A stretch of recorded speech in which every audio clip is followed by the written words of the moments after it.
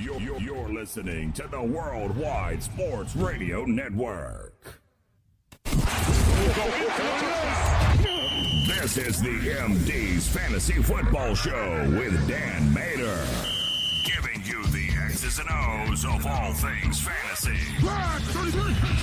on the Worldwide Sports Radio Network. And welcome back, MD Nation, to the show. You are listening to the MD's Fantasy Football Show on the Worldwide Sports Radio Network, WWSRN, also presented to you by Belly Up Sports. As always, I'm your host, Dan Mater, back a day after our Turkey Day. My belly is still full, my belly is still bulging, and yet I am still ready for more and more football. I felt cheated yesterday because we only had the early afternoon and the later afternoon game. We didn't have the Thursday night game, which is the one that we were all looking forward to, quite honestly.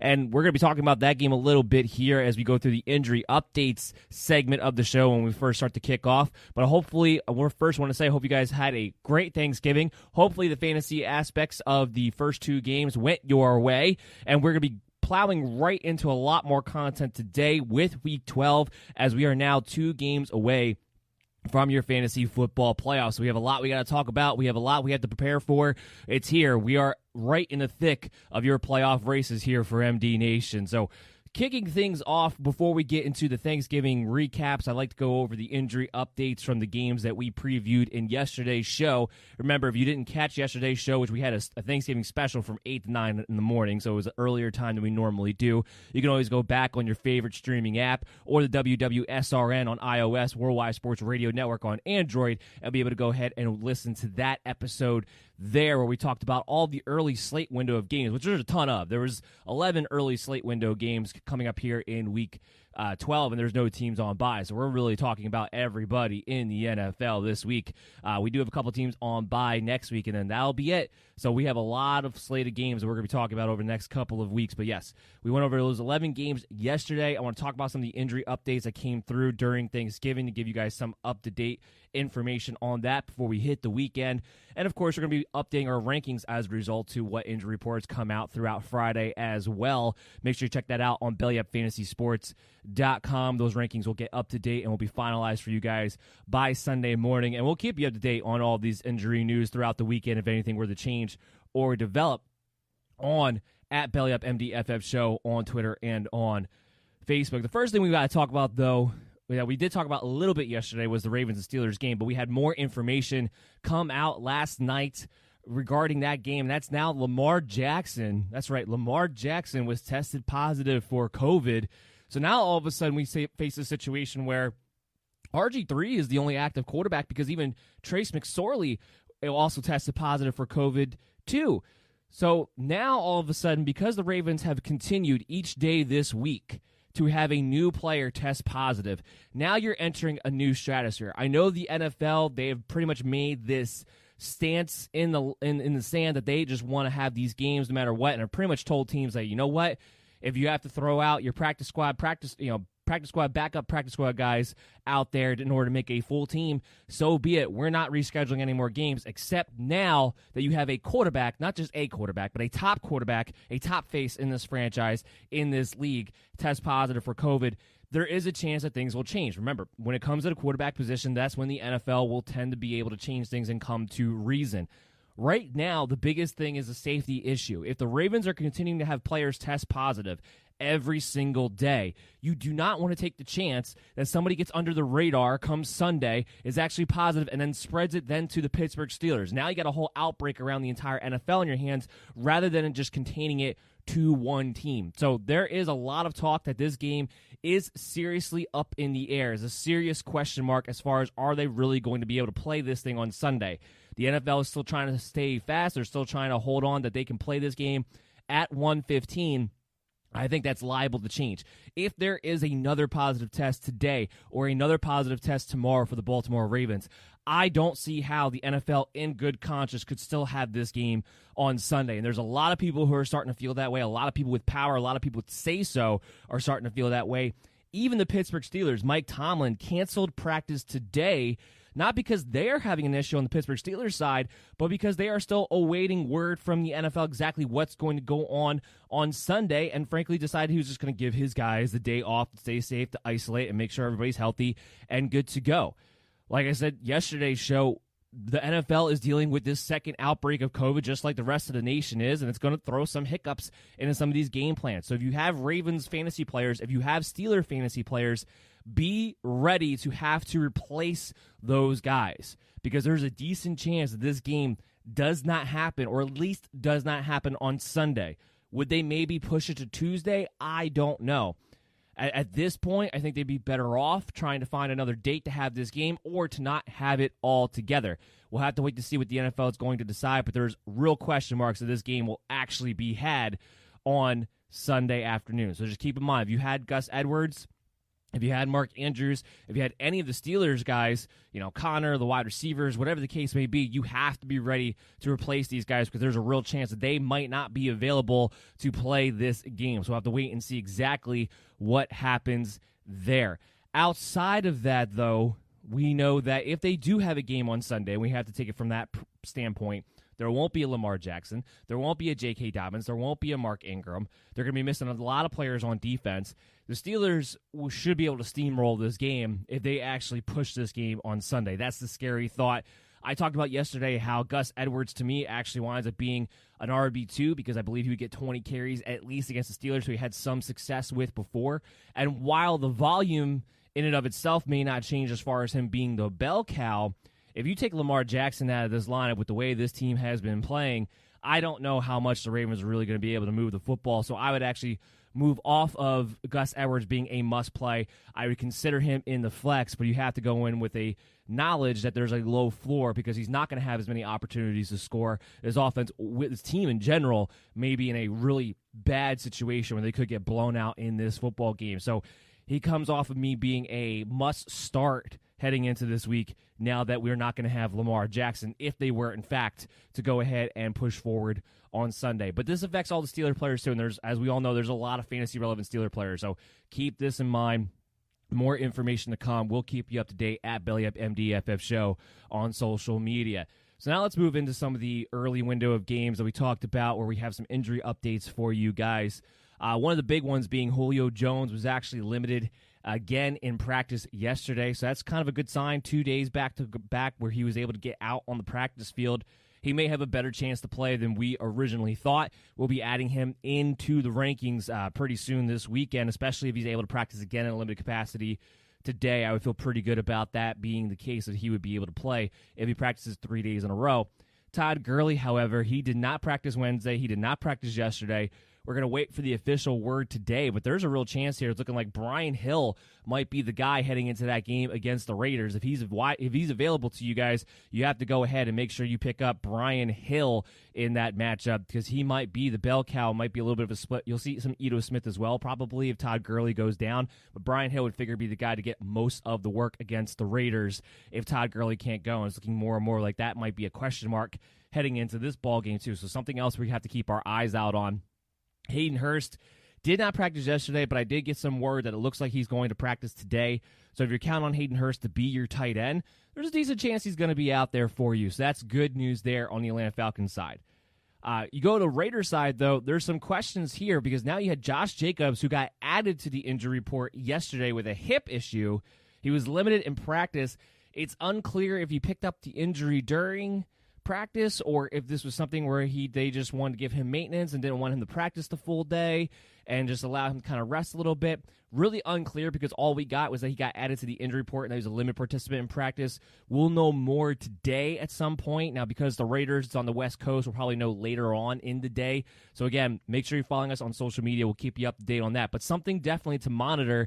Be ready to pick up Devontae Booker if Josh Jacobs suddenly was not able to go in this game, because Booker has been playing not only well, but clearly has been the handcuff to Josh Jacobs over the past couple of weeks. So that's somebody you need to keep in mind if Jacobs suddenly cannot go. Next guy up for the next game was the Buffalo Bills, John Brown. He officially got ruled out today, in fact. So John Brown is not going to be able to go. He wasn't able to practice. Real concerning, considering they're coming off the bye week and he still wasn't really able to get healthy at all. Just another lost season for John Brown, who's just been dealing with injuries all season long. In his absence, you'll see Gabriel Davis play a little bit more, but the guy who becomes the relevant fantasy wide receiver outside of Stephon Diggs would become Cole Beasley, who's had decent performances. If you're in a half-point, full-point PPR league, I'm okay with playing Cole Beasley as a flex play. There's still a low floor when it comes to him, but he's somebody who has performed enough throughout the season in the absence of John Brown where he is an option depending upon what you may or may not have to do to replace some of these guys in some of these situations who might be hurt. Or, I mean, if you have the Steelers and Ravens game, that's a lot of wide receivers in that ball game that you might be looking to replace. So Cole Beasley would become a flex option now that John Brown is going to be out. Hopefully you still have a better option to go with, so somebody with a better ceiling than a Cole Beasley would. But like I said, he has performed enough where that can be a consideration at the very least. You go over to the other side of the field on that game, and you have Austin Ekeler. While he's been practicing in a limited capacity thus far, we're leaning towards Austin Ekeler really not being able to go in this ball game. I would be really surprised if they decide to activate him this week. From what I understand, while he has been limited on the practice field, it's been very limited. So even though they're coming off the bye, even though he's coming off the IR, they designated for him return, there's still very little that he's actually doing in practice. He's still wearing the red non-contact jersey, which just means they're still being safe with him. I would be a little bit surprised if this was the week that Ekeler came back, but it's just a good sign that he is getting closer now that he's on the practice field. Maybe next week, or I would say within the next 2 weeks, I think it is a safe bet that Ekeler could be back on the field. And if you're in a position to be in the playoffs and you've had Austin Ekeler this entire time, all you really care about is for Austin Ekeler to get back by week 14. I think because of development this week, there's a pretty good chance of that happening, of him being ready to go and being back in the lineups come your first-round playoff week. So that's what you care about the most. He's on track for that. I just would be a little bit surprised if you saw him this week. There's another injury report that was a little bit surprising to me. Giovanni Bernard, he goes down with a concussion on Wednesday, or at least gets listed with a concussion on Wednesday on the injury report. Not really sure when it happened, when he picked it up. Wasn't really clear because there was nothing coming out of that game. Thursday, though, they had him listed as a limited participant in practice. So we thought with him getting added to the injury report on Wednesday with a concussion that he probably had very little to no chance at all to be able to play. But because he was able to practice in a limited capacity the day after, there at least opens up the door that he can maybe get through the concussion protocol. Remember, there's a 5-step concussion protocol that he has to get through. He has just enough days to be able to do that, being that they added him on Wednesday. If he's able to practice again in a limited capacity today, then there's a decent chance that Giovanni Bernard might actually wind up being available against the New York Giants this upcoming week. Move on after that, we have A.J. Brown, and this is something I've been very concerned about after watching how much pain he was in when he came down on his knee in that overtime game. And he was not able to practice on Wednesday. He didn't practice again yesterday. He's going to have to get on the practice field, at least in some kind of limited capacity on Friday, for us to feel any chance or any confidence that he's really going to be able to play on Sunday and be out there. So a lot of hits come to the wide receivers between what's going on with the Ravens and the Steelers. A lot of injuries this week. John Brown out. A.J. Brown, to me, is very, very questionable. Julio Jones is very, very questionable. A lot of wide receiver moves, even in a week where we finally have no bye weeks, may need to be had moving forward here. So we're going to have to keep that up to date throughout the weekend. But he's going to need to practice in some sort of capacity, I believe, today in order for him to have an actual shot to be able to suit up on Sunday. Something to keep your eyes on. Some good news, at least with the Carolina Panthers are concerned. Teddy Bridgewater is practicing. Teddy Bridgewater is fully expected to come back and play against the Minnesota Vikings here. He does enter the streaming territory, but it's more about having the confidence in what you're going to get out of your 3 top pass catchers in DJ Moore, Robbie Anderson, and Curtis Samuel against a great matchup against the Minnesota Vikings. So you feel good about playing them with Bridgewater back. Unfortunately, McCaffrey, while he's been at practice, he's still wearing the red non-contact jersey. Matt Rule has pretty much made it all but certain that he's still pretty doubtful. I really don't think he's going to wind up playing this week. And I talked about this going into last week. It didn't make any sense to me that there would be some sort of chance for him to play Week 12 when the Carolina Panthers are one of these teams that have a bye week in Week 13. It's Christian McCaffrey. You brought him back 1 week. He got hurt off the bat right away. I believe they're going to be very, very cautious with him and allow him to miss this week, take the bye week off, and then have him come back for week 14, I think is the more likely scenario when it comes to Christian McCaffrey. So I believe you're going to have to be at least 2 more weeks without him. But like Austin Eckler, if you've been able to be in position to make the playoffs and you have Christian McCaffrey on your team, I do believe that you will truly have him for the playoff run that first round starting week 14. I think there's a good chance of that happening. So that's the good news there. Adam Thielen, we still haven't gotten much of an update on this situation. Mike Zimmer continues to keep us all in the dark. We knew he had a positive. We knew he had a negative. Now trying to find out exactly what happened after that has been a bit of a pain. And we don't really know at this point. We will know at some point. I can tell you that much. As of right now, I would lean towards Adam Thielen not playing just from a preparation standpoint if you have him in your fantasy lineups. I don't know for sure that he definitely won't play, but just the fact that we haven't heard much information about it and he hasn't been at practice, I would lean towards him most likely not. But if I have Adam Thielen in my lineups, I am making preparations as if I won't have him this upcoming week when I'm looking at my roster construction and my lineup in a pivotal week 12 here coming up. So Adam Thielen, we'll see what happens. If he misses, again, Justin Jefferson is a very high floor. He's going to have a lot of volume headed his way. On the flip side of that, of course, he will also have the entire attention of the secondary of the opposing team, of the Carolina Panthers, who have actually played some decent defense over this past few weeks, especially when it comes to that secondary. They've been playing a lot better. So I don't believe he actually has the same ceiling that you've come to expect out of Justin Jefferson necessarily, but he will have a nice floor as a lot of the volume will head his way at the very least. So he becomes a wide receiver 2 in my book if Adam Thielen is unable to go rather than being a high-end wide receiver 3. Kyler Murray is expected to play. He's been practicing all week long. They've pretty much stayed hold on. He's going to be able to be active and play there. That's the good news. You know that even if he's a little bit limited in throwing the football, if he's not as sharp there, he'll use his legs. So from a fantasy standpoint, Kyler Murray, as long as he's active, is still a no-brainer, and it looks like that will be the case. Sony Michel is going to be expected to play in this game. What that rotation is going to be between him and Damian Harris at this point, I think has to be anybody's guess. What I do know for sure, and we talked about this a little bit yesterday too, is that James White will have the passing down role pretty much all to himself.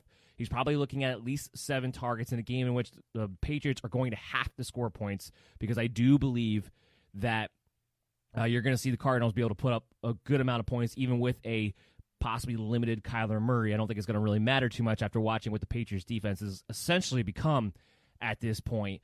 So they put him in that situation. I think Cam's going to have to dump the ball off a lot to James White. I love him in the flex for full-point PPR leagues, even half-point PPR leagues. As far as Damian Harris and Sony Michel go, I would expect Harris to be the lead ball carrier.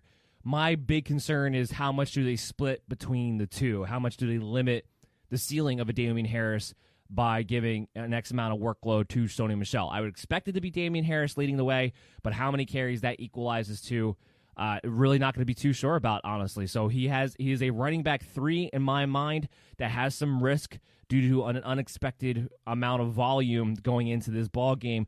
But because the Arizona Cardinals are not very good against the run, because Damian Harris has looked very good over the past few weeks, if they decide that Sony Michel is not going to be a big thing in this game necessarily, and Harris gets 15-plus carries, he could have a very solid game. So that's why I still believe he's an RB3. I still believe he's a flex conversation, but he has a low floor if you're looking to try to plug and play him in your RB2 situation. And this one, I literally just got news about maybe 30 seconds ago.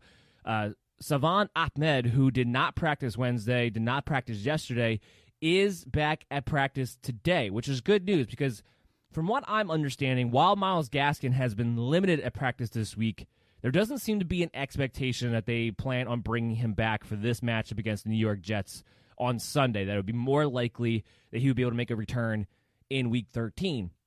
And so that would mean that Matt Breida was starting to look like he was going to be the bell cow back. But if Salvon Ahmed is able to return to practice today, which looks like that was the situation, at least from the report that we just got a few seconds ago, he should still continue to be the lead back against the New York Jets, making him an automatic low-end RB2, if nothing else, if he's actually good to go, because it's a great matchup. He's been able to play pretty solidly. He'll have a good chance to score in this game. So a low-end RB2 for Salvon Ahmed, now that he was able to get back out to practice, and we talked about Myles Gaskin a little bit already.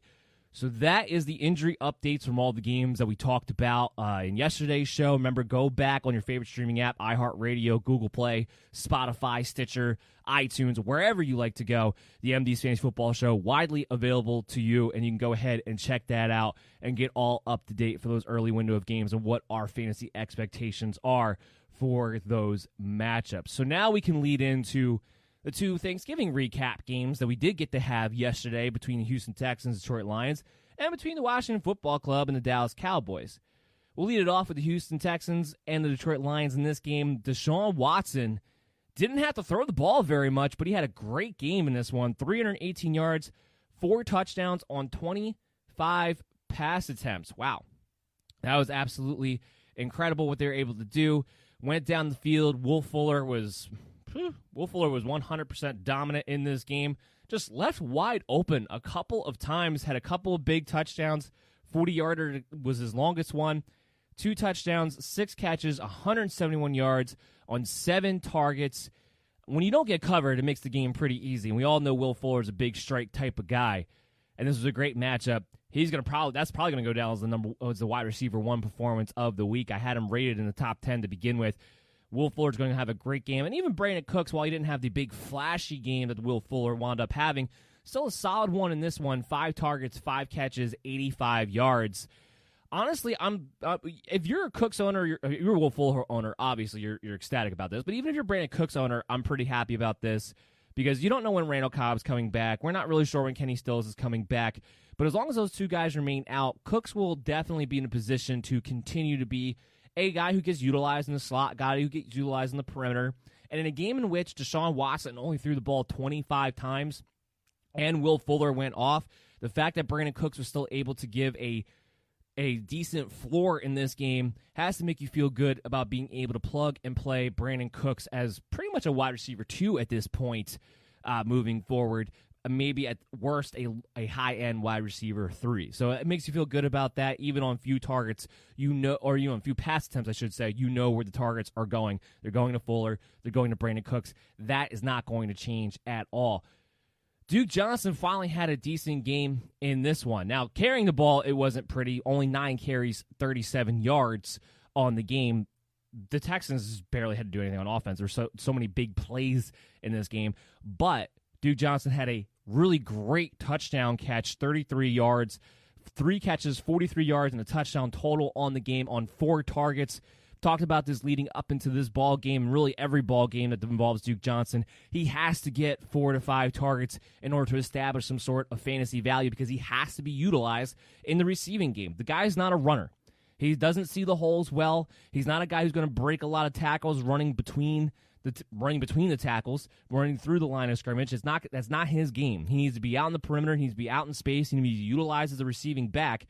They finally got to him a few times in this game, started utilizing him that way, and it opened up for finally his first nice fantasy day now without David Johnson. Now, I believe it is next week that Johnson would be eligible to come off the IR. We're still unclear if that means he'll be back and active right away or not. Something we'll keep in mind and something we'll watch throughout the week next week and keep you up to date at BellyUpMDFF Show on Twitter.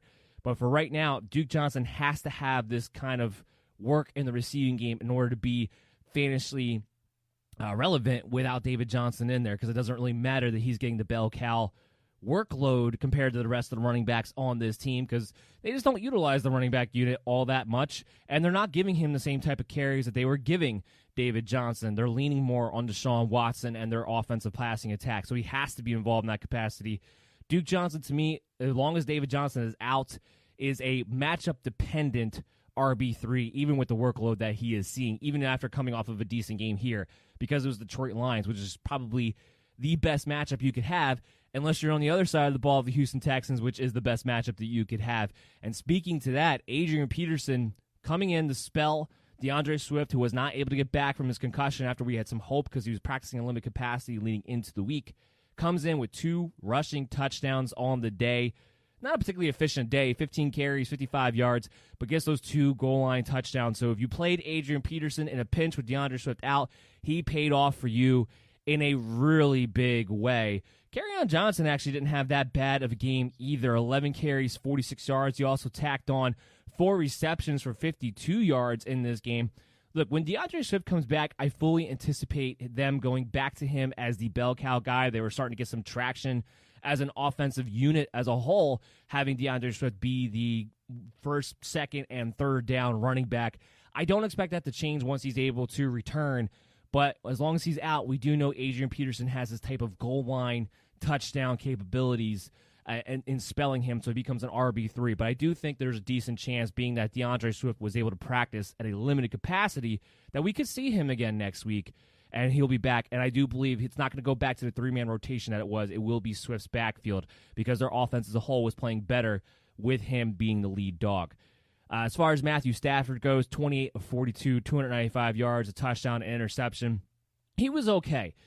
We went into that game, I talked about how Stafford was in the streaming territory of being ranked as QB 15 on the week, but doesn't really have the ceiling without a Kenny Golladay available to him. So I was kind of avoiding that, but I was going to play TJ Hockenson, who had a nice game in this one, 5 catches, 89 yards on 8 targets.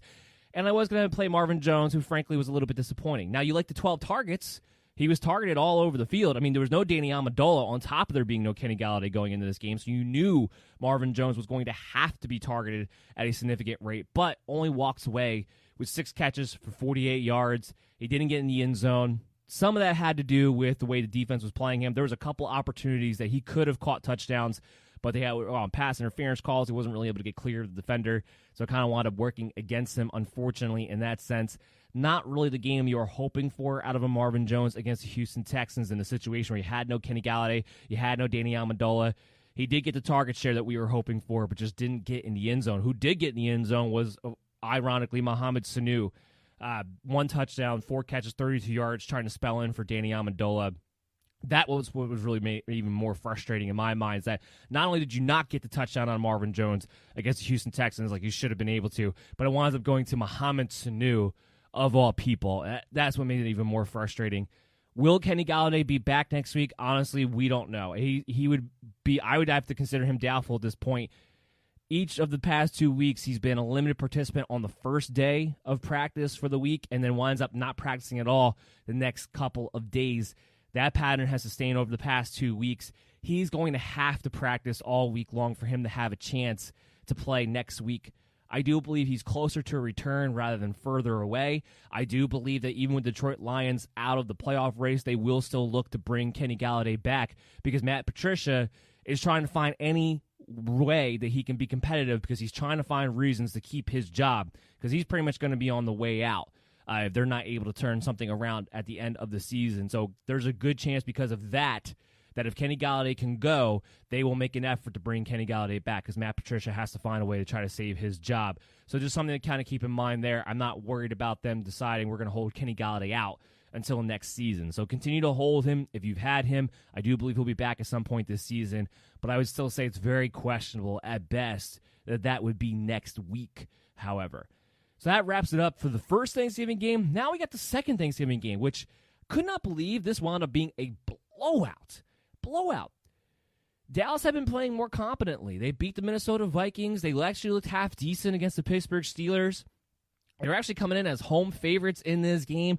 Washington, who's been, just like every other team in the NFC East, has had some moments, but a lot of bad moments as well. Looked inefficient at times.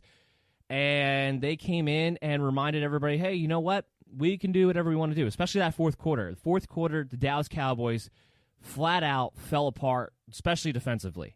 Antonio Gibson went bananas on this defense. 20 carries, 115 yards, 3 touchdowns. Was the guy who just pretty much single-handedly put the nail in the coffin of the Dallas Cowboys in this game. Antonio Gibson is somebody who is a must-play. We had him ranked inside the top 10 this week because of the matchup, because of what kind of work he's been getting at the goal line. But the big thing in this game, and we haven't seen this very often, he winds up with 20 carries.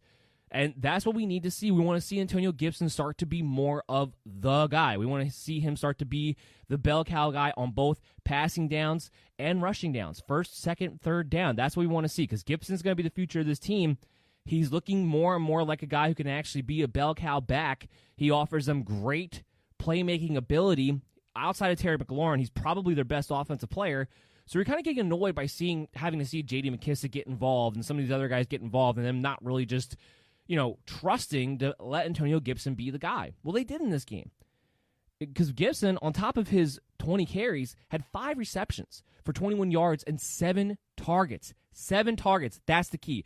J.D. McKissic only had 2 targets in this game. Now, he actually wound up having 1 more extra receiving yard than Antonio Gibson did, or 2 catches, 21 yards, so the same amount of receiving yards on 2 catches. But 7 to 2 targets. That is something we have not seen since Alex Smith has taken over at quarterback. Now, did part of that have to do with the fact that they were able to run away, or literally run away with this game in the fourth quarter?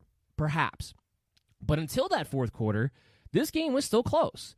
This game was only 20-16 heading into the fourth quarter. So it wasn't like, while Washington was leading pretty much this entire game, it wasn't like it was a blowout where they could just hand the ball off over and over and over again to Antonio Gibson. But I still question, if Washington falls to a situation where they're playing against a much better team and they fall behind early, what will happen then? Will they stick with Antonio Gibson as the guy even when it comes to throwing the football to him, as it would suggest with him having 7 targets in this game? Or will you go back to J.D. McKissic with Alex Smith in that kind of a game script situation? That's a question that still has to be answered for us to know and feel confident about whether or not Antonio Gibson truly is going to be the bell cow guy on all 3 downs in all game script situations. That we still do not know.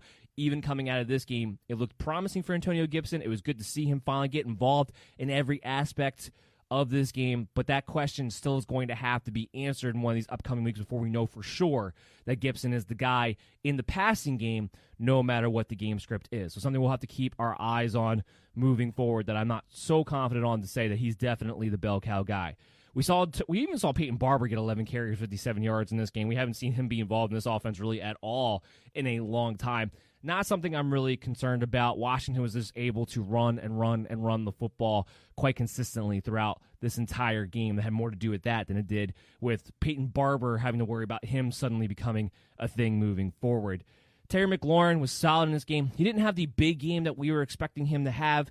9 targets, 7 catches, 92 yards. Against Dallas, with Terry McLaurin, the way he's been playing, with the way Alex Smith has been targeting him, you're kind of going into this game thinking that you were probably going to walk away with 100 yards and touchdown. Fortunately, that does not happen. But it just shows you that even in games where maybe he disappoints a little bit because you're looking for more of a ceiling, he still has one of the highest floors in the NFL with the way that they're utilizing him and his talent. I love Terry McLaurin so much. He's going to have bigger games for you throughout the week, and he's definitely not going to lose you the week based on a 7-catch, 92-yard performance either. So your disappointment of him not having the big game is not going to be that great, considering he still gave you a solid performance at the end of the day. Now we switch over to the Dallas Cowboys, and before we get into anything about the Cowboys, the number one thing that we had to take out of this game is that, unfortunately, Zach Martin got hurt again. And I don't know when he's going to be back, if he can be back this season, or if he'll be back next week. We'll keep an eye on that, because I talked about this last week. I said Ezekiel Elliott can now return to an RB1 form, and maybe even a top 5 RB1 form, now that Zach Martin was back, now that offensive line was going to be able to function at a much more competent level with him back into the lineup and be able to create holes and therefore create play action for Andy Dalton, which helps out all the other fantasy-relevant Cowboys. This is how big of an impact Zach Martin has. He went down early in this game, and all of a sudden, and I'm just getting a news alert. I do want to put that out there right now. Giovanni Bernard practicing again today. If he does more today, if he does more Saturday, it looks like he might be back. So just a quick update that came through our desk just now. But getting back to Ezekiel Elliott, without Zach Martin there, this offensive line goes back to having trouble opening up holes, pretty much putting it on Zeke's shoulders to try to make something happen. And he saw it. He went down early in this game, Zach Martin that is, and all of a sudden, Washington couldn't run the ball very effectively. And because they couldn't run the ball very effectively, there wasn't a very effective play action, and Andy Dalton was only very, very mediocre in this game, even threw a pick 6 in this game, 215 yards and 1 touchdown.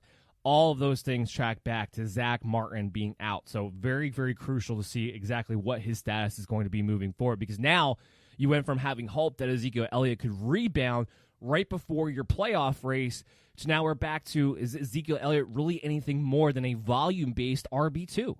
And now we're also at the point where we're probably past your trade deadlines at this point. Week 12 is like the last week, normally speaking, for a lot of these leagues who have later on trade deadlines. It's probably passed by now. So now all of a sudden you can't trade Ezekiel Elliott away based on his name value. That's why you're hoping he was going to be able to make this return back to RB1 form with Zach Martin back in the lineup. We'll have to wait and see what happens here. But if Zach Martin's out for any length of time or the rest of the season or next week, Ezekiel Elliott to me is nothing more than a high-volume RB2 and matchup dependent, quite frankly, on what his ceiling is going to be, because that's what we've seen so far with this offensive line in shambles. Now, Amari Cooper, if that wants to be the case, I mean, Amari Cooper to me is the only trustworthy play. He had a great game in this one. 6 catches, 112 yards, a touchdown, a really nice 54-yard touchdown play between him and Andy Dalton. Big plays that we haven't seen this year. We haven't seen Amari Cooper be asked to get down the field and be the big play guy. They haven't really given him that opportunity because they've just been working him in as a security blanket and allowing CeeDee Lamb or Michael Gallup to run down the field more often than not. And that 54-yard touchdown was not the only time throughout that game where they tried to take some shots to Amari Cooper actually down the field a little bit. I like the aggressiveness. I think they need to utilize him more in that capacity because he can do a little bit everything. He's not just a big Larry Fitzgerald who's getting paid $20 million a year. I mean, it was essentially how they've been kind of utilizing him so far this season. That's not what he is. That's not that guy. So it was good to see Amari Cooper finally get back to being down the field, getting the attack. And we all know that with Andy Dalton, he looks for Amari Cooper first, so Cooper has a high floor because more times than not, he'll be the top targeted guy. And he tied with Michael Gallup here, 8 targets apiece as being the top targeted wide receivers in this game. Gallup walked away with 6 catches, 41 yards. The big disappointment, of course, being CeeDee Lamb, only 5 catches for 21 yards in this game, 7 targets, though. CeeDee Lamb's still looking to be the big play guy, but I think you're going to have to, especially if Zach Martin's going to be out. And I talked about this. If Zach Martin's going to be out, the play action gets affected. I think CeeDee Lamb is somebody who has to be a boom or bust wide receiver 4 in your mind because he doesn't have the same floor of an Amari Cooper because he doesn't have that same guaranteed target share, that same security blanket type of role that Amari Cooper has within this offense. So even when Dallas Cowboys are not playing competently like they didn't at the end of this game especially, he can still perform for you. CeeDee Lamb's going to be a boom or bust type of guy, I believe, moving forward in your lineup. Something we'll have to keep our eyes on, especially when it comes to Zach Martin and that offensive line. All right, so what we're going to do now, we'll take a little bit of a quick break, come back on the other side. We have all the late window of games coming up in Week 12, the late afternoon games, the Sunday night game, the Monday night game. We have all that to talk about. And, of course, we have a mailbag segment for you guys at the end of the show. If you ever want to be on the mailbag segment, all you have to do is hit us up with a question or a comment at BellyUpMDFF Show on Facebook or on Twitter. But we have all that for you guys coming up later on in the show, so just stay tuned with us right after these messages. It's the Worldwide Sports Radio Network. You're listening to the MD's Fantasy Football Show on the Worldwide Sports Radio Network. And welcome back in, MD Nation. You are listening to the MD's Fantasy Football Show on the Worldwide Sports Radio Network, WWSR, and also presented to you by Belly Up Sports. As always, I'm your host, Dan Mader. We've been talking about the Thanksgiving recaps. We've been talking about all the injury updates from yesterday's episode, going for the early window of games in that episode, and you can always check that out on the WWSRN app on iOS or Worldwide Sports Radio Network on Android or your favorite streaming app, iHeartRadio, Google Play, Spotify, Stitcher, iTunes, wherever you like to go for your content. We are widely available to you, and I suggest you go ahead and go back and check that out for those early preview games. But we're talking about the late window of games now, the late afternoon games, the Sunday night game, the Monday night game, our fantasy expectations, the injury updates for these games heading into the weekend. Make sure you check us out on BellyUpFantasySports.com for those rankings that will be up to date by Sunday morning. Will be up to date throughout the weekend as well. We have a lot of things we're going to have to put back on there. You're going to get some interesting news coming out of the injury department. I did have some news come out during that break there that I do want to go over with you guys really quickly. Lane Johnson is going to be out for the rest of the year, so that means the Eagles' offensive line will continue to be in shambles for the rest of the 2020 season, quite frankly, and that's going to affect guys like Miles Sanders and Carson Wentz and all the receiver guys moving forward. We'll talk about that game in a little while because that's the Monday night game for this show. And then we had some confirmation that Savant Ahmed did return to practice today. Sounds like he might be in full. Sounds like he's going to be good to go. And that Giovanni Bernard is now gone from being very, very questionable to being expected to play on Sunday. So a lot of developments there. The big thing that we're still looking for is the Josh Jacobs report update. That may not come until after the show. So just make sure you're following us at BellyUpMDFF Show on Twitter or on Facebook, and we'll get you going as far as what's going on with Josh Jacobs. But now we can get into the first game at the late hour, which is the Saints and the Denver Broncos. Saints going on the road to Denver. We got to see our first taste of Taysom Hill last week as the quarterback, and I have to say, overall, I was pretty impressed because I wasn't sure what we were going to get as far as his passing capabilities went. And there was times where it didn't look pretty, for sure, especially early on in that first half. But as he kind of got settled into that game, he targeted Michael Thomas on a consistent basis. He wasn't afraid to take shots down the field. While he had one really kind of meme-ish, like laughable throw down the field where it was pretty much a duck, duck, duck, duck, and Emmanuel Sanders had to pretty much come back, 15 yards, come back to the ball to come get it because it was so drastically underthrown. He did have a play where he should have hit Emmanuel Sanders on a 50-plus yard bomb, and it was a beautifully thrown ball, a beautifully caught ball. It was definitely a touchdown. Gets called back on a holding penalty, but he showed that, if he is able to set his feet, he does have enough arm strength to launch it down the field. That's something he's not going to be afraid to do. He's not going to be afraid aggressive when the opportunity presents itself.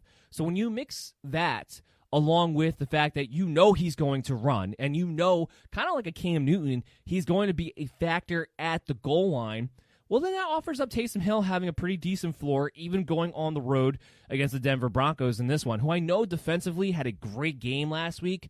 But the thing about the Denver Broncos is that they have not been consistent on either side of the ball really this entire season.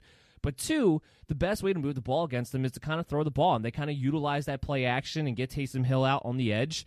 I believe they should have some success against this Denver Bronco defense, and like pretty much any game that Taysom Hill is the starting quarterback, he's going to have the potential for rushing touchdowns. And he's going to be utilized in some capacity to that way. I know that they have a big emphasis on him not taking unnecessary hits while he's actually the quarterback.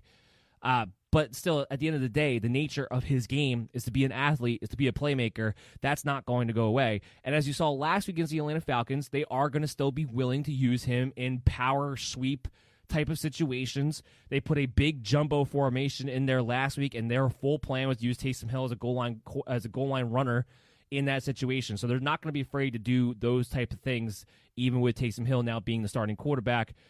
Frankly, in my opinion, until further notice. I know they kept saying maybe 2 to 3 weeks for Drew Brees. He's on IR now, so it's going to be at least 2 weeks from now. With them consistently coming out with all of these fractures and a punctured lung, I mean, it sounds like the guy's entire rib cage is pretty much fractured at this point. I don't see how he's back in a few weeks. I would really be surprised, honestly, if he was back before the playoffs. So I really, truly think Taysom Hill might be the starting quarterback of the Saints moving forward, and I think he's his top high floor streaming option in that time because of his rushing capabilities, because there's a lot of weapons on this offense. It also offers him a higher floor than I think he probably would normally have at any other team as far as passing the football goes too. So Taysom Hill actually comes in at QB 13 for me on the week. I feel pretty good about him being a high floor streamer if you've been going that route anyway with Taysom Hill here. In fact, I have more faith in what Taysom Hill will give me from a fantasy standpoint on the road in Denver than I probably would with Drew Brees, quite honestly, with the way he's played this season and being on the road and everything like that. So, yeah, I'm okay if you're firing up Taysom Hill. Remember, it's QB 13, so just outside of my QB ones, but definitely a guy you can consider depending on what it is that you're looking for in your roster construction this week. Now, here's the problem. Because he is a factor at the goal line, and because we saw for the first time ever Alvin Kamara not get a reception while being healthy and out on the field, there is now a whole new floor that goes to Alvin Kamara that we never thought would be possible before. Because what we saw last week, and Kamara apparently was a little bit banged up. He's been limited in practice all week long with a toe issue. He's going to be good to go, though. He was still able to get on the practice field. We still fully expect him to be able to play on Sunday. But he's still splitting carries, essentially, with Latavius Murray. Now, I don't know if Sean Payton and Taysom Hill are going to make a more concerted effort on their part to make sure that Alvin Kamara gets targeted in this game against the Denver Broncos, not just because he's Alvin Kamara and that's what he does, but because this offense is better when Alvin Kamara is a big factor in the passing game with his playmaking ability when he's out there on the edge, just as an effective receiver. And really, he should be a tremendous security blanket to make things really easy on Taysom Hill too, because you can dump it off and you don't have to throw very far, and you can get great games because he's Alvin Kamara. So it makes every sense in the world that maybe they'll make more of an effort to make sure he's involved in this game plan. Unlike last week, where it seemed like the effort was made to make sure Michael Thomas knew that just because this isn't Drew Brees, you're still going to be able to get the football. So we'll see what happens there, but you still have to be very concerned that for the first time in Alvin Kamara's career with Taysom Hill at quarterback, he wound up going for 0 receptions. So there's a whole new floor going into this game for Alvin Kamara. He just doesn't normally have. It's already not a great matchup for running backs on the ground as it is either. And between that and Taysom Hill being a goal line vulture, I'm not saying that you're going to bench Alvin Kamara. That's not what don't get it twisted. You have to start Alvin Kamara. But what I am saying is that his days of being a counted on top 5 RB1 really may be in question now with Taysom Hill at the quarterback position. We're going to be watching this game very intently to see what the game plan is and what they do to maybe rectify or change from what they did the first week against the Atlanta Falcons with Taysom Hill quarterback last week. Now, what we do know is that Michael Thomas is definitely the number 1 target for Taysom Hill, and he's not afraid to throw him the football, and he will throw him the football pretty consistently throughout this game. So I think Michael Thomas here, good matchup because, like I said, against Denver Broncos, throwing the football on the perimeter is the way to attack this defense. I think Michael Thomas has a very safe floor in this game. I don't know how high scoring of a game this is going to be. Saints defense is playing much better over the past few weeks. I think with Taysom Hill, their overall philosophy, and I talked about that going into last week's game, and it pretty much proved true in my eyes, that their overall philosophy is going to be control the ball and play good defense. Now their defense is back and healthy and playing more up to the level that we frankly expected them to be able to play since the beginning of the season. We just didn't see it until the past few weeks or so now.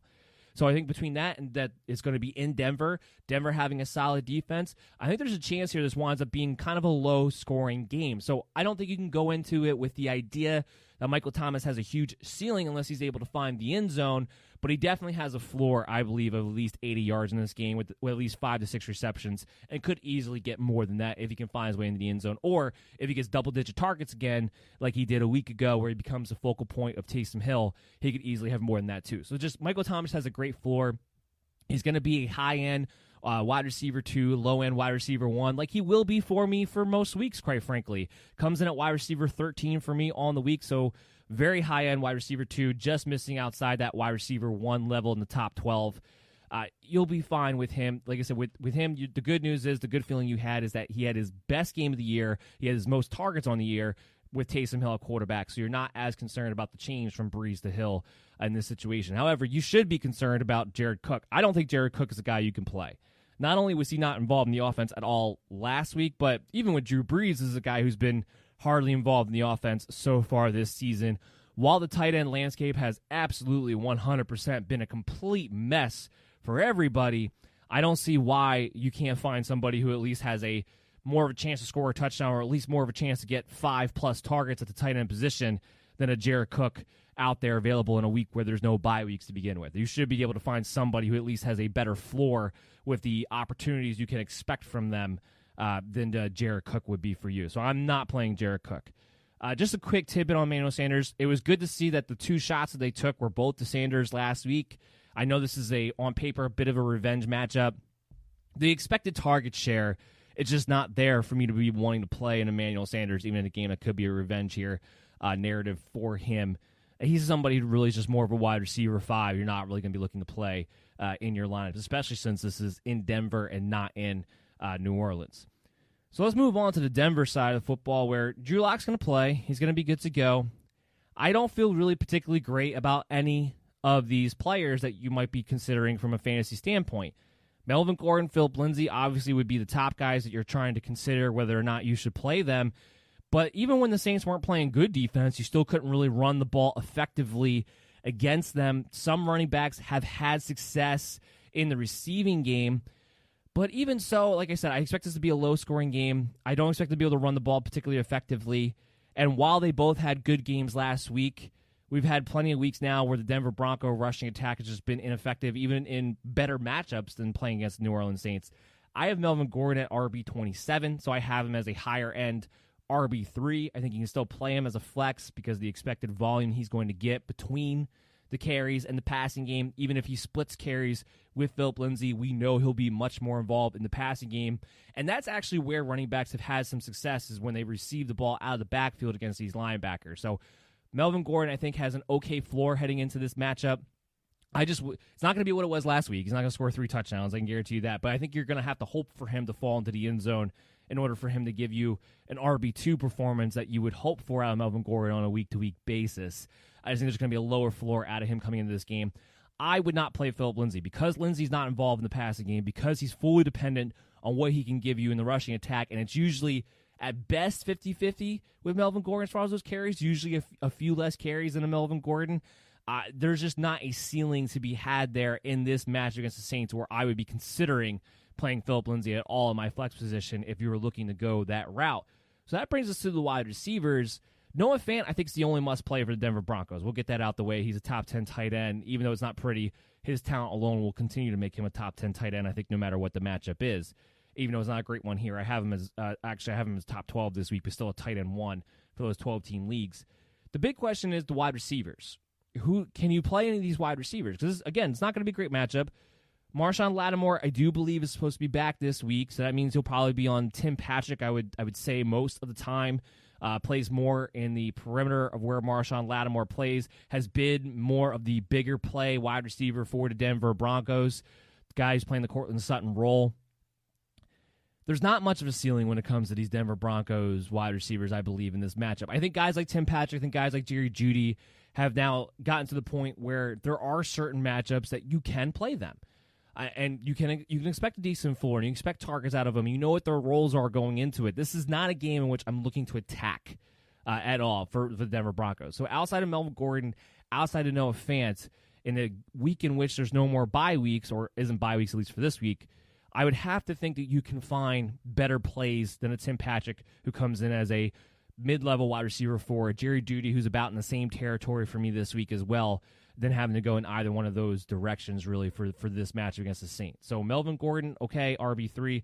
Noah Fant, a low-end tight end 1, just given the landscape. Outside of that, I'm not really looking to attach myself to any Denver Broncos for this game against the Saints, with the way their defense has been playing as of late, which has been tremendous and back up to snuff, quite frankly.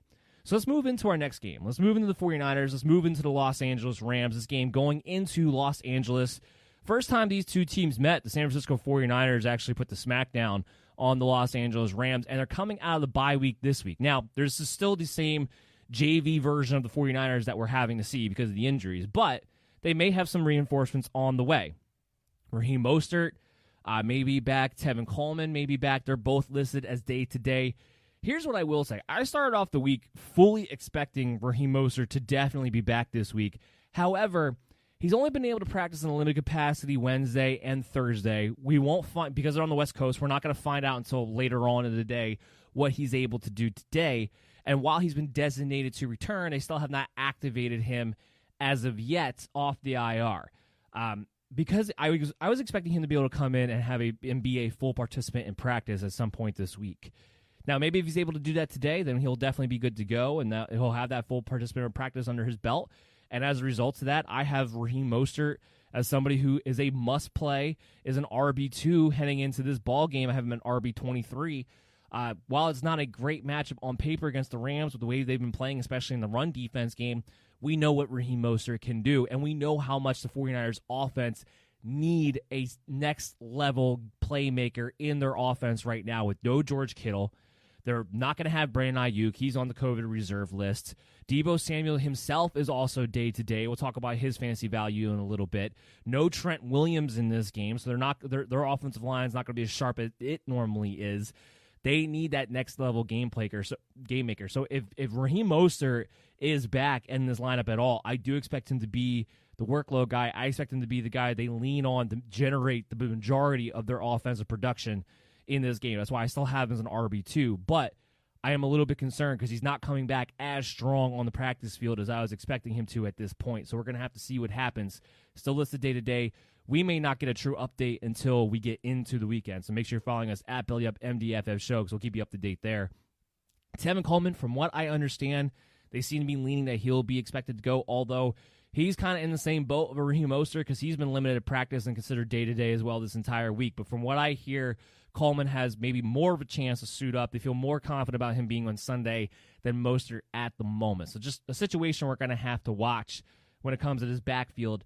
Here's what I will say. Let's run down the scenario where Mostert does not play, and it's Tevin Coleman and it's Jerick McKinnon and maybe a Jeff Wilson, or, we'll see exactly what happens with Jeff, because he's kind of in the same boat as Raheem Mostert this week as well. He designated for return, been limited in practice, not 100% sure if he's going to be activated or not either.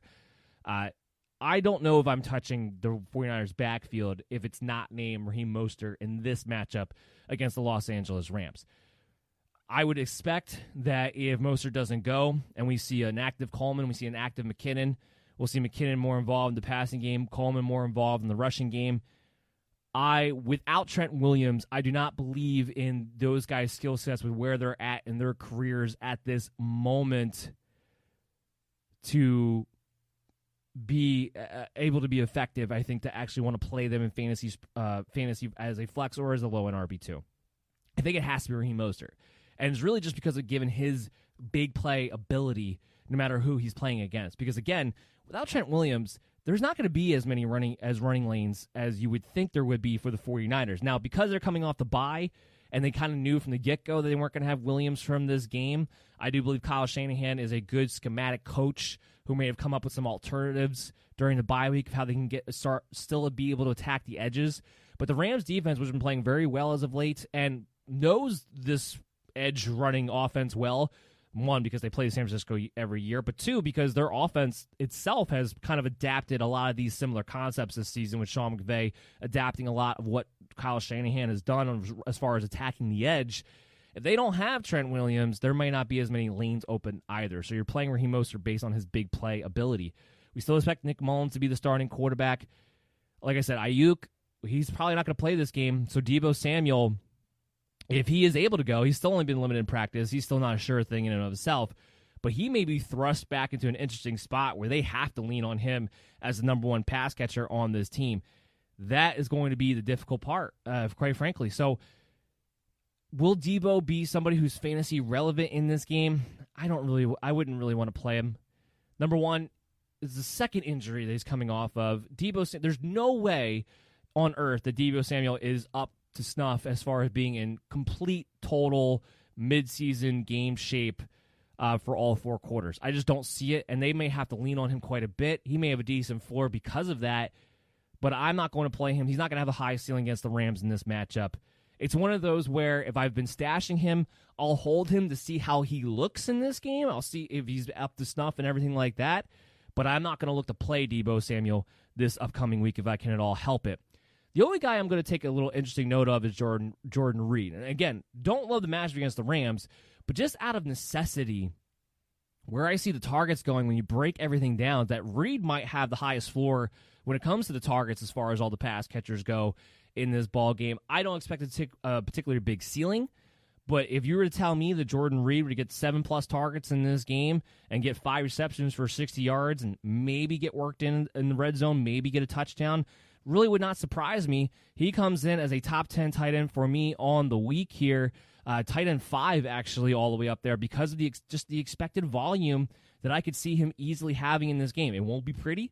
It won't be down the field, but I expect him to have a high floor with his expected volume in this game, considering what they have left at the offensive position, especially if they don't have a Raheem Mostert to lean on going into this matchup either. So a lot of things up in the air for San Francisco. I'll look for Jordan Reed. I'll play Raheem Mostert. Outside of that, I don't know there's too many other guys that I'm going to really want to have to play that are attached to the 49ers in this game. And we move over to the Rams. It's kind of a hard team to gauge right now because they played great against Tampa Bay. They had a good game, but not a huge fantasy game against the Seattle Seahawks. The last time they played the San Francisco 49ers, it was absolutely horrendous on every level when it came to the pass catchers, when it came to Goff, when it came to Woods, when it came to Cooper Kupp. So you kind of get left with that feeling of, oof, what do you do here? Look, here's what I will say. With the way they've been targeting and utilizing Robert Woods and Cooper Kupp over the past few weeks, and when they going back to Miami Dolphin game, then they had the bye week, and then Seattle, Tampa Bay, there's been a more a concerted effort, I believe, on Sean McVay's part to try to get these guys a little bit more work down the field, but also because Josh Reynolds has kind of been able to establish himself as a deep threat wide receiver and establish himself enough to the point where the Rams have kind of gotten back to playing more 3 receiver sets, where at the beginning of the year they were playing a lot. They were still trying to play a lot of 2 tight end sets. They've kind of gone away from that for some bit. There's been more 3 receiver sets on the field for the Rams than there was earlier on in the season. They've been playing more up-tempo offense because they just realized Jared Goff is just that much better in an up-tempo situation. That I think at the very least, Robert Woods and Cooper Kupp have solid floors heading into this matchup. And because it's at home and at Los Angeles, Jared Goff tends to play a bit better when he's at home, and therefore the entire offense has the opportunity to play a bit better. This 49ers defense is still solid. Even missing all their pieces, it sounds like Richard Sherman's actually going to make a return to the field this week. But even missing as many guys they have on that defensive line, they have still been a very, very solid team, a very solid defensive team throughout. So this isn't a game where I'm expecting Cooper Kupp or Robert Woods to have a huge ceiling, but I do have Robert Woods as a high-end wide receiver 2. I do have Cooper Kupp as a high-end wide receiver 3, low-end wide receiver 2, just because of the way they've been utilized. They've established more of a floor. Their floor plays in this one, if either one of them gets in the red zone, you're going to be really happy with their performances. I think they can be in your lineups, but I'm not expecting big ceilings out of them, even though they just had a great performance against Tampa Bay. Because the 49ers are coming off of a bye week, because their defense is still solid, and because, frankly, the 49ers tend to play very, very well against the Rams no matter what the state of their team is, and no matter where the game is at in and of itself as well. This is going to be a tough divisional game. So I think you're still going to be playing Woods and playing Kupp in your fantasy lineups for the most part, but I'm just not looking for those big ceiling games that you saw maybe necessarily against Tampa Bay last week, even though that was supposed to be, on paper at least, a solid defense within and of itself. As far as the running back crew goes, look, 49ers are still one of the top defenses against the run. I mean, that hasn't changed. Even with all their injuries, they are still a very hard defense to be able to run the football on. We saw last week that was one part of the Rams offense that did not perform very well against Tampa Bay, who's also very hard to run the football on. I don't expect there to be much. You have a 3-man rotation here on top of it. If I can at all avoid playing Darrell Henderson, which if I have to play a Rams running back, that's the guy I would be considering. But if I can at all avoid playing Darrell Henderson this week, I absolutely 100% would just leave him on the bench. I would not play a Rams running back in this game against San Francisco 49ers if I can at all help it.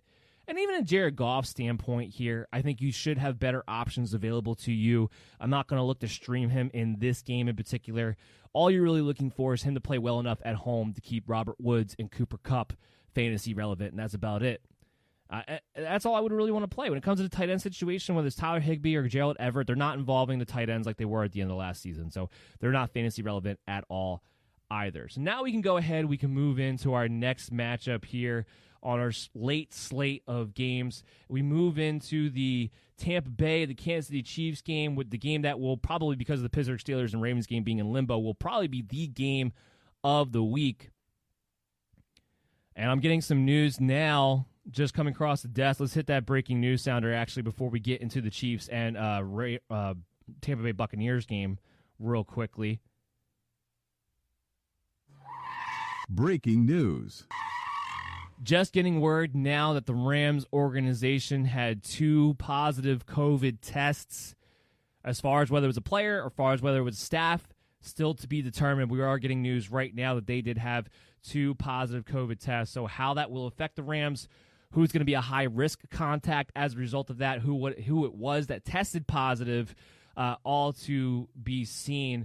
We'll have to find out exactly what's going on. Practice today was canceled out of caution.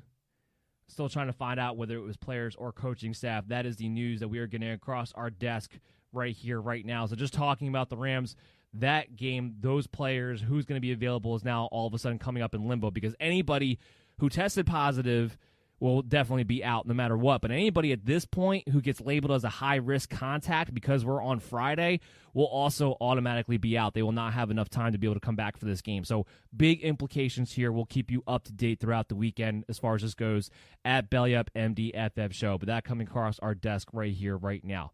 All right, so now let's try to move into the Kansas City Chiefs and the Tampa Bay Buccaneers game. COVID, of course, always keeping us on our toes at an annoying rate. The Chiefs, pretty straightforward like they are every single week.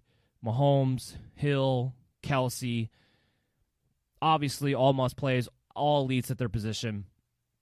I think the one thing that I think I talked about this in the recap show on Tuesday when we had the Monday night recap and the waiver wire report, that Tampa Bay defense schematic-wise is playing very, very oddly at the moment. Todd Bowles, typically speaking, is an aggressive coach who likes to play a lot of man, likes to play a lot of blitz packages, and he likes to go after the quarterback. The past 2 weeks now, especially that I've noticed, they've been playing a lot more soft zone. That's a big reason why you saw the Rams' offense perform the way that it did. Jared Goff, who didn't even have Andrew Whitworth back there to be able to protect him, had all kinds of time to throw the football, and with the motions that they were using, that's why Robert Woods and Cooper Kupp had such big days. They can tear up zone defense, especially that soft zone defense that Todd Bowles was running. And it wasn't like it was just last week. It wasn't like it was some kind of game plan that they came up for the Rams. They ran it the week before, too. If Tampa Bay comes out and runs a soft zone against the Kansas City Chiefs because they don't want to give up the big play, quote-unquote, Patrick Mahomes, Tyreek Hill, Travis Kelce will eat them alive.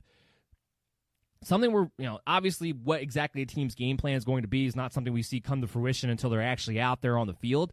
But just because they've run it the last 2 weeks, there's a reasonable expectation that maybe they continue to do that against the Chiefs.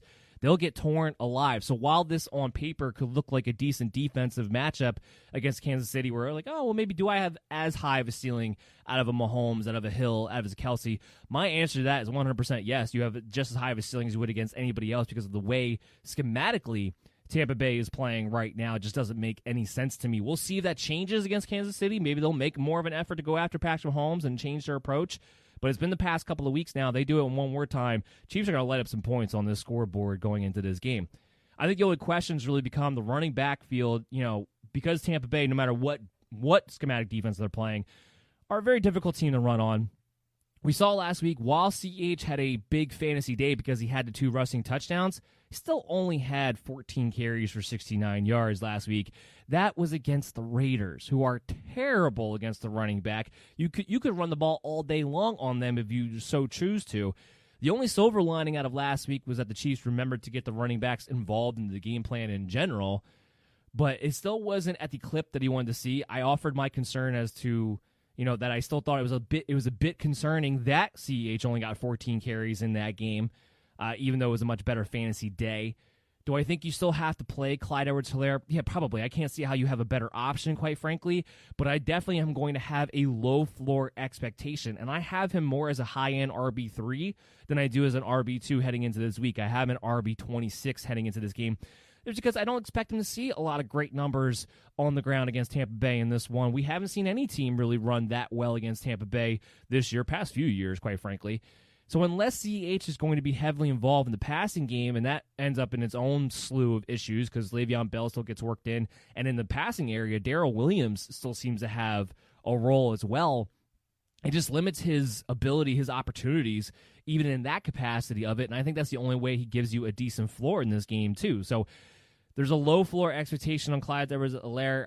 I would even argue to the point where if somehow you had another option you could go to who's in a better situation to be an RB2 this week and you can go with a wide receiver in the flex, I would maybe entertain that idea. I don't know if you're going to have a better option than that depending on what your roster construction is, but Clyde Edwards-Helaire is an RB3. That means he's not an automatic must-play for me heading into this week, just given the matchup and given him the rotation that we're seeing out of the Kansas City backfield.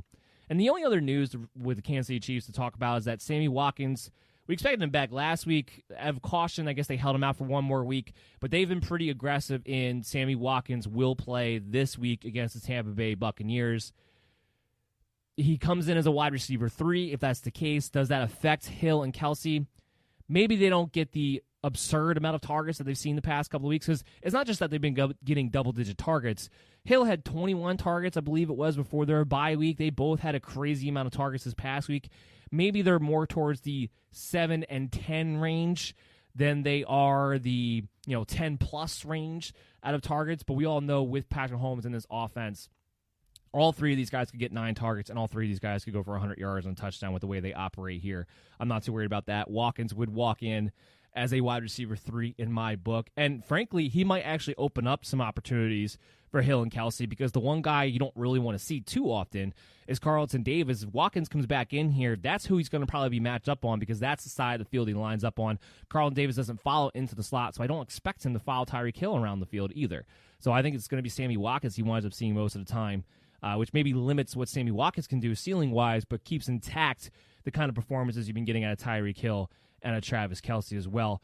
I want to hit the breaking news sounder one more time. We just got some more news. Breaking news.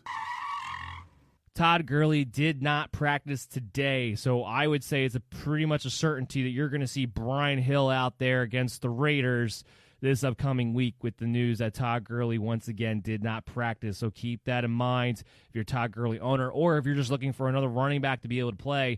It sounds like he is going to be available and out there as a starting running back because Gurley did not practice at all this week. I'd be surprised if he was going to be able to go now after that.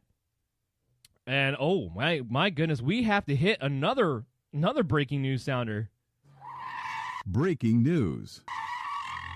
DJ Chark, Chris Conley, Sidney Jones, not these fantasy relevant, and Andrew Norwell, the guard, all this for the Jacksonville Jaguars, have been ruled out for Sunday. Woo-wee. Well, if you have the Cleveland Browns defense, you are going to have a heck of a time because now all they have to game plan for is to take out James Robinson. They're not going to have anything else offensively. Gardner Minshew, they say, is questionable, but they pretty much already made the announcement that Mike Glennon was going to be the starter this week. And no DJ Chark, no Chris Conley. That means Keelan Cole is going to be the lead guy. Laviska Shenault's going to be a lead guy. Even with Denzel Ward out, the way this Cleveland Browns defense has been able to play as of late, with the way they've been able to control the ball, even James Robinson's ceiling is going to take a little bit of a hit here. We had him at RB8 when we talked about him last week. He might get pushed maybe outside my top 10 a little bit here. He's still going to have a high floor because he's still been great, and we're not going to get that. We're not going to go crazy there. But with the Cleveland Browns now, they're going to be able to pack 8-9 guys in the box pretty much this entire game. It's going to be very interesting to watch. Not a lot of firepower here. DJ Chark, who was a wide receiver 3 coming into this game, he's going to have to get taken out of your lineup. So that just coming through our desk, very surprising to see that happen. Ooh-wee. That's going to be it's going to be crazy on Sunday. And, I won't hit the breaking news sounder for this because it's not as breaking news, but we're just getting tons of news coming through our desk right now all of a sudden. Marquise Valdez-Scantling is not practicing today either. May see Alan Lazard be able to take a next step up. Devontae Adams stayed limited, is expected to go. So maybe now I can get to the Tampa Bay Buccaneers, but we just had news like crazy coming out that was really going to affect a lot of fantasy teams out there. So let's talk about the Bucs. And we have Tom Brady. I do believe that the Tampa Bay Buccaneers are going to put up a good amount of points in this game. I think it could be a high-scoring game. They're definitely going to be forced to. Tom Brady comes in as QB6 for me on the week just due to that. I think, first of all, we all know that Tom Brady tends to have bounce-back performances that he can go to. I do believe that he'll have a good game in this one against Kansas City Chiefs with all of his weapons. If nothing else, he has a high floor for sure. Look for Tom Brady to get back into the top 10 quarterback and a bounce-back performance in what we saw on Monday night. As a result of that, Mike Evans, Chris Godwin, Antonio Brown, all going to be plays in your lineups. As I continue to try to get the frog out of my throat. So they're all wide receiver 3s heading into this game. And Mike Evans, somebody Tom Brady's been trying to target more and more down the field. Somebody that has just been an equal share, really, with all 3 of those wide receivers when it comes to those targets. I still don't have the frog out of my mouth. Chris Godwin has been leading the way, not leading the way. He's been second in targets to Antonio Brown since all 3 of these receivers have been on the field together. So I expect that to continue here. I think you can play all 3 of them. Wide receiver 2s, wide receiver 3s in a game that should be high scoring. I believe you will be able to see them quite a bit in this game. I'm going to go to a quick break. Hopefully I can get rid of this real quick for you, and then we'll dive into the rest of the breakdowns that we have for you in the Sunday night, Monday night game, and, of course, a small mailbag segment for you in the next 15 minutes. So just stay tuned right after these messages for you. You're listening to the Worldwide Sports Radio Network.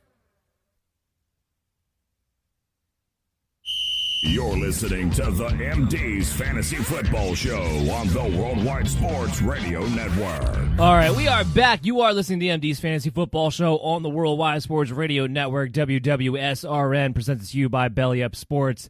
As always, I'm your host, Dan Mater. Hopefully, I apologize to you guys all out there. Hopefully, I have the frog out of my throat now, and I can be able to talk to you clearly because we still have some more things to go over in the last 10 minutes of the show. We were talking about the Tampa Bay Buccaneers, talking about how Chris Godwin and Mike Evans and Antonio Brown all enter kind of the must-start territory in my book.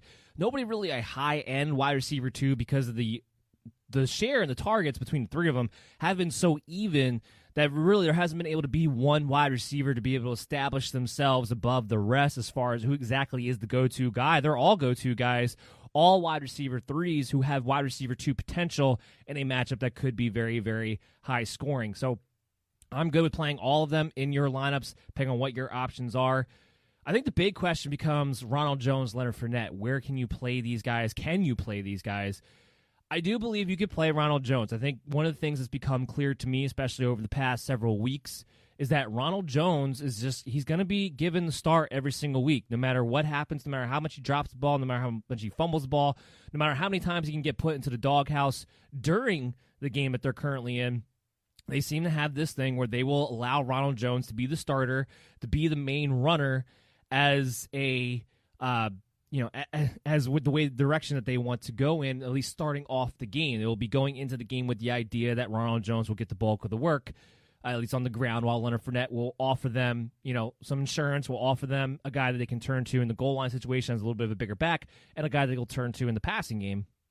Ronald Jones does come in as RB18 for me this week. It's a good match against Kansas City. You can run the ball on Kansas City in this one. So as long as he doesn't fumble the ball, I think he could be looking at 16-plus carries in a good matchup in this game, have a chance to score, have a chance for a big play, and therefore comes in as an RB2 for me this week. There's always going to be a low, risky floor when it comes to Ronald Jones, like I said, because during the game, he could be sent to the doghouse at any given moment, and they could turn things over to Leonard Fournette. But it does sound like to me that they will continue to give him the first crack opportunity in any given week. So that's what you have to go off of. So Ronald Jones, to me, can be played as an RB2 against Kansas City Chiefs this week. You're not playing Leonard Fournette. There's just not much of a role there. It's not a 50-50 share between these two.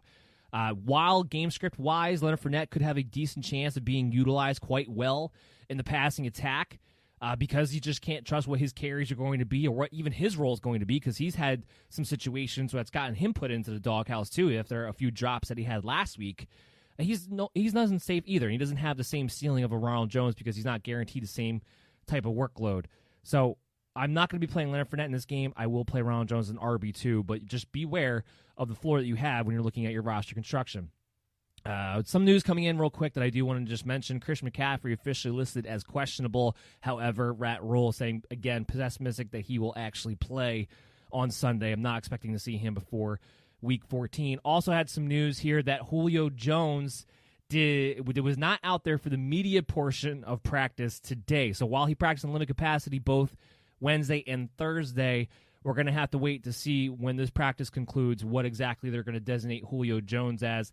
I think he'll continue to be a game-time decision no matter what, but if he's able to practice in limited capacity again for the third day, I would lean towards him being active against the Raiders, which could change a lot of things for what Matt Ryan's fantasy status is. Of course, the fact that you might have Julio Jones available to you, all those sorts of things. So we'll see what's going on, but it would be a little bit surprising that he didn't go down practicing today after being able to practice in limited capacity the past 2 days. But right now, he was not out there for the media portion of practice. And Teddy Bridgewater, no longer on the injury report. He's definitely good to go. All right, let's get into the Sunday night game here between the Chicago Bears and the Green Bay Packers. Still not 100% clear who the starting quarterback is going to be, but what I can tell you is that it sounds like Mitchell Trubisky is more healthy than Nick Foles is at the moment. So we're going to there's a decent chance we're going to see Mitchell Trubisky as a starting quarterback here. Now, what does that mean? Well, it means at least I have some more faith in Allen Robinson, some faith in Jimmy Graham. Not that, Mitchell Trubisky is a tremendous quarterback or that he's better than Nick Foles in any capacity, but it's better than having to turn to, Tyler Bray or whoever the hell else Chicago Bears were going to look to bring out there if Nick Foles and Mitchell Trubisky were going to be unable to go in this matchup. So Allen Robinson, Jimmy Graham are two guys that are definitely playable in my mind as long as it's either Trubisky or Nick Foles, the starting quarterback position. It sounds like Trubisky is actually going to be in a position to possibly be able to give it a go. So we're going to feel pretty good about at least what Robinson's volume is going to be. Maybe not necessarily his production line, but what his volume will be in a game in which we expect the Packers to be able to win and maybe even dominate. And also Jimmy Graham, who's been targeted in the red zone no matter who the quarterback has frankly been this season, whether it's been Trubisky or Nick Foles. They both have targeted him in the red zone pretty consistently this year. So somebody you can play as a guy who has a decent opportunity to get a touchdown, which is all you're really looking for out of a Jimmy Graham. I know the Packers have been pretty good against the tight end so far this season. He does have a low floor, obviously, in this game, but somebody who can kind of play as a streamer if you're looking to go that route, if they're going to have one of these quarterbacks at least available to you. So let's move in. That's all we really want to talk about there. David Montgomery. I almost forgot David Montgomery. David Montgomery is going to play in this game. He was cleared against the Packers. It's obviously a tremendous matchup. Now, because it's David Montgomery, he does not have a high ceiling because he just never does, no matter who he's playing. But in this matchup, the expected volume that he will get in this ball game should at least give him a very high RB2 floor. So you can fire up David Montgomery with confidence that you're going to get at least a solid week out of him in this game against Green Bay Packers, as he'll get his full workload again. So let's turn this over to the Green Bay Packers for this one. Aaron Rodgers has made himself matchup proof. He's a top 10 quarterback no matter who he's playing against, even against a tough Chicago Bear defense in this one. I'm still going to play Aaron Rodgers. Talk about Davante Adams. We expect him to play. He's been limited all week long. He should be good to go. Obviously, continue to play Adams as the wide receiver one. The guy who looks like he might not play is Marquez Valdes-Scantling. I would expect Allen Lazard to ramp up his snap count this week, second week back. I'm not going to play Allen Lazard in this match against the Chicago Bears, but he's somebody to kind of keep an eye on, somebody that I would like to have in my lineups, or at least on my bench on my team, as the number 2 wide receiver to a Packers offense that, when it has a good matchup, has really been able to excel throwing the football with the way Aaron Rodgers has been playing this season. So I want him on my team. Not going to look to play him, though, this week. Aaron Jones, obviously, RB1 in this matchup. Even it's going to be a tough match against Chicago. He's not going to have that same ceiling, but always an RB1 no matter who he's playing against. So the Packers coming out pretty straightforward with what you're going to be able to utilize, what you want to do. The only person I'm not looking to use is Robert Tonyan, who's his target share in and of itself has been incredibly inconsistent since Davante Adams has returned to the lineup. Not to mention, this is not a good matchup for tight ends against Chicago Bears either. Let's move in the Monday night game. I still have some difficulties with my throat here, but let's move in the Monday night game. We got the Philadelphia Eagles, the Seattle Seahawks. It's going to be in Philadelphia. Just talked about earlier in the show, Lane Johnson not going to be able to go. So the Eagles' offensive line is going to be tough again. And frankly, the front seven, or at least the front line of Seattle, has gotten better since they were able to bring in Carlos Dunlap, Jamal Adams being back. It might be a tougher game for Miles Sanders here. Now, he still has a high floor. He's still going to be a high-end RB2, low-end RB1 with the volume that he gets in both the passing and the rushing game. But he's been a bit disappointing. He hasn't had those big performances, and you would think on paper against Seattle with what they've done, this would be one of those big performances, but I don't know that it can be. I don't know that it can be because of their offensive line, because of the way the Eagles' offense, while it shouldn't struggle as much as it has, it just continues to be out of sync, out of sorts. They can't protect Carson Wentz long enough. He's thinking about what he wants to do on the field too much, and Miles Sanders isn't finding running lanes to get through, to have these big pops, to have these big games. They're not checking it down the ball to him nearly as much or making as much of a featured target coming out of the backfield in this passing game. I don't know if that changes here. So while he's definitely playable, he's definitely, like I said, a high-end RB2 given the workload and what his abilities are. You're still looking for that game where Miles Sanders can actually establish himself as having a ceiling and being an RB1. I don't think that's going to be this week given the variables around this matchup. But he's still going to play him here. Travis Fulgham, to me, this is his last chance that he's going to be in my starting lineup. And even then, I don't know how much I want to take advantage of it, but because it's Seattle and you can just attack them on the perimeter corner, and I do believe that points are going to have to be had in this game, especially for the Philadelphia Eagles here, I don't see how Travis Fulgham doesn't have at least a better performance than a one-catch performance like he's had the past 2 weeks now. However, if he comes out and lays an egg basically again this week, I would immediately move off of all Eagle wide receivers for the rest of the season because it's going to be clear that you're just not going to be able to trust any of them. Carson Wentz is somebody who, I guess, against Seattle has to be considered a streaming option. He does come in a top 12 quarterback for us this week. The one thing with Carson Wentz is as terrible as he's looked throwing the football around at times, he's been using his legs more and more. And in a game in which that is a good matchup on paper at home in Philadelphia, and a game in which you'll have to score points because you know Seattle's going to, I do think there's going to be that nothing else, that garbage time, that fourth quarter comeback, whatever the case may be, or he'll be able to light it up on the scoreboard enough to be considered a top 12 quarterback this week. So if you've been streaming quarterbacks, although it has not been pretty, I would still consider Carson Wentz here just because it is the Seattle Seahawks and because of how the expected game script of this game to go, frankly, heading into Monday night. Zach Ertz is actually expected to be back Monday night. That leaves me with an uneasy feeling, though, because Dallas Goedert just finally got good again, it seems like, on the field. Just being able to utilize him. Zach Ertz, when he was out there, he was a guy you were struggling to even keep on your roster, let alone play as a tight end one. With both of them back there on the field and with the shakiness of this offense as it is, I think you're going to be facing that dilemma where do you play them based on what they are on paper or do you have to move on? They're both guys that I would have to consider starting given the tight end landscape, but not guys that I would really want to if I can at all help it. Of course, on the Seattle side of the ball, the big news is that Chris Carson, I expect him back. Not a great matchup here, but with Chris Carson, his ability to catch the ball out of the backfield and how we expect to utilize him and how much Seattle's looking forward to getting him back in the fold, I would expect him to be nothing less than an RB2. Tyler Lockett, DK Metcalf continue to be top and wide receiver plays. Russell Wilson, of course, the top 3 play. All of that really just straightforward on that side of the ball. I would expect Darius Slay to shadow DK Metcalf, so we have seen DK Metcalf maybe fall away a little bit in some of these games where he's had to face a tough corner. Not always because he's getting covered just better, he's not able to break free from those top corners, but because the Seattle Seahawks don't feel the need to go his way when he's facing a top corner because you have a great receiver in Tyler Lockett who's operating everywhere else in the field that Russell Wilson can continue to hit over and over and over again. You have to play both of these guys, but I think this could be more of a Lockett game than a DK Metcalf game given the situation. Something just to keep in mind there. That's going to do it for the show. We ran a little bit long, so we actually are not going to be able to get to the mailbag segment today. I apologize for that. I did answer everybody who sent me a question, though, that we put on the mailbag segment on social media, and I will do that for anybody who asks a question throughout the weekend at BellyUp MDFF Show on Twitter and on Facebook.